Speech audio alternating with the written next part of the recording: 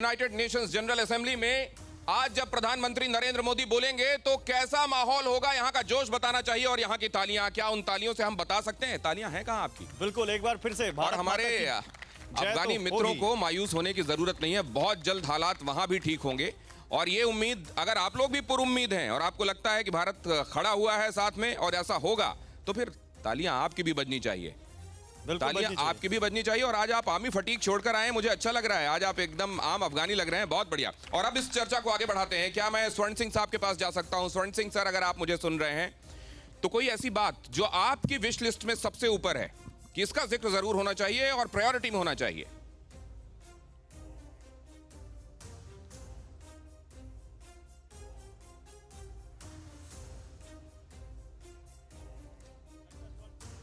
पहुंच रही, लेकिन स्वर्ण सिंह जी तक हम जाएं, उन तक आवाज शायद नहीं पहुंच रही, उनसे संपर्क स्थापित करते हैं। लेकिन इस बीच देखिए, बड़ी खबर आपके सामने रखते हैं, जो इस वक्त की सबसे बड़ी खबर हम आपके सामने ला रहे हैं ग्राफिक्स के जरिए। आप देखिए, यूनाइटेड नेशंस में भारत का फोकस किन मुद्दों पर होगा, यह जानना बहुत जरूरी है। कुछ चीजें हमने बताई हैं, लेकिन आइए आपको तफसील से डिटेल में बताते हैं वो कौन सी बातें हो सकती हैं।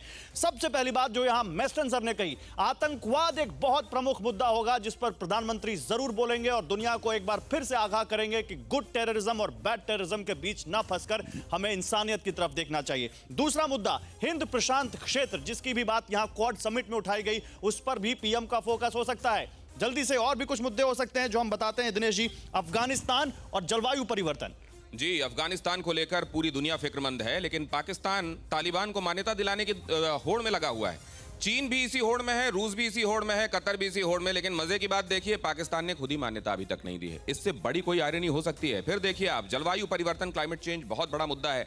अगर आप देखिए, ये जब रामलीला शुरू होने का वक्त आता था, हम और आप अगर कभी रामलीला देखने गए हों तो अमूमन गर्म कपड़े पहनकर या लेकर जाने पड़ते थे। अभी पेशानी पे पसीना है। अगर हमको इस तरीके के क्लाइमेट से जूझना पड़ रहा है अभी, तो आने वाली जनरेशन क्या देखेगी? बिल्कुल, क्लाइमेट चेंज बहुत महत्वपूर्ण, कोरोना वैक्सीन बहुत प्रायोरिटी में, और संयुक्त राष्ट्र में सुधार जिसके बगैर काम नहीं चलेगा।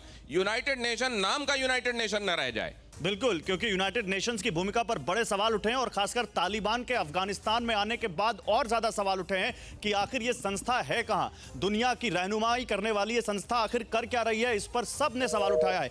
और देखिए, इस बीच वॉकी टॉकी पर मुझे हॉटलाइन पर एक मैसेज आ रहा है। मुझे लगता है कि यहां पर कोई बड़ी खबर है। पीसीआर से मुझे सुधीर कुछ कहना चाहते हैं। सुधीर, बताइए क्या खबर है? आज फिर यूएन में सुधार का मुद्दा उठा सकते हैं पीएम। अच्छा, देखिए एक बड़ी खबर जिसकी हम बात कर रहे थे, ब्रेकिंग आपके सामने। आज फिर यूएन में सुधार का मुद्दा उठा सकते हैं प्रधानमंत्री नरेंद्र मोदी, और यह बहुत अहम है क्योंकि भारत को जो उसका हिस्सा है, भारत को जो उसका कद है और भारत को जो सम्मान है, वो वहां पर उस हिसाब से मिलना चाहिए, चाहे वो यूएन हो चाहे यूएनएससी हो। आपके सामने देखिए बड़ी खबर एक बार फिर से हम लेकर आ रहे हैं ग्राफिक्स के जरिए। देखिए, टीवी9 भारतवर्ष का ये अल्ट्रा मॉडर्न प्रेजेंटेशन आपके सामने, जिसमें हम आपको दिखा रहे हैं कि कैसे आज कौन से मुद्दे पीएम उठा सकते हैं। और इसके अलावा डिसीजन मेकिंग स्ट्रक्चर में असमानता का जिक्र भी कर सकते हैं पीएम मोदी, और यूएन के मौजूदा स्वरूप की प्रासंगिकता पर भी बात होगी। तो यूएन निशाने पर हो सकता है। पिछले भाषण में भी यूएन में भेदभाव का मुद्दा उठाया था। मेस्टन सर, क्या यूएन में अब वक्त आ चुका है कि जो प्रधानमंत्री नरेंद्र मोदी जिस बात को अक्सर उठाते रहते हैं, अब यूएन को उसको कंसीडर करना पड़ेगा? बिल्कुल सही।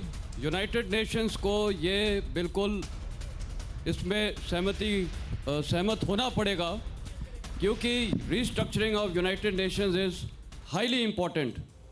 इंडिया, हमारा देश जो है, लीडिंग डेमोक्रेसी है वर्ल्ड में, ताकतवर देश है, मिलिट्री पावर है, इकोनॉमिक पावर है, और ये जो पुराने से चला रहा है ये P5, ये अब हटना पड़ेगा। और जो ताकतवर देश है, इंडिया, ब्राज़ील और साउथ अफ्रीका और काफ़ी देश हैं, इन सब को शामिल करना पड़ेगा और ये हाई टाइम है।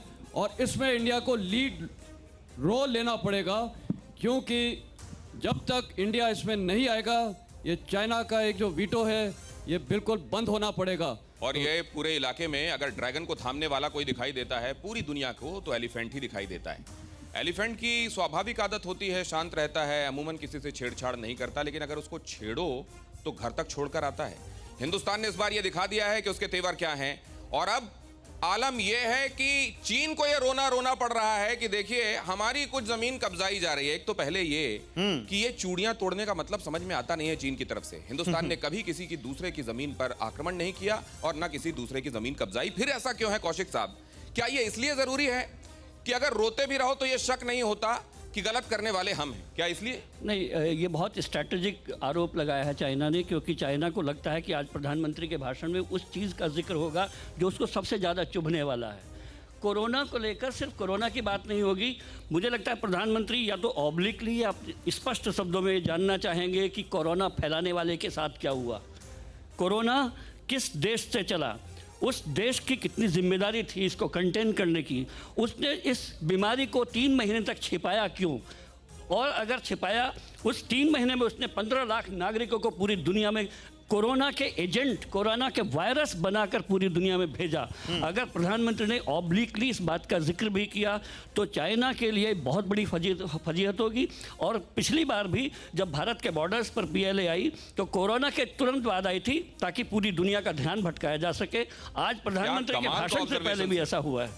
क्या कमाल का ऑब्जर्वेशन आपने ये जो बात कही कि हिंदुस्तान आकर जब वैश्विक मंच से कहेगा कि चीन ने देखिए क्या किया है, उससे पहले हम कह दें।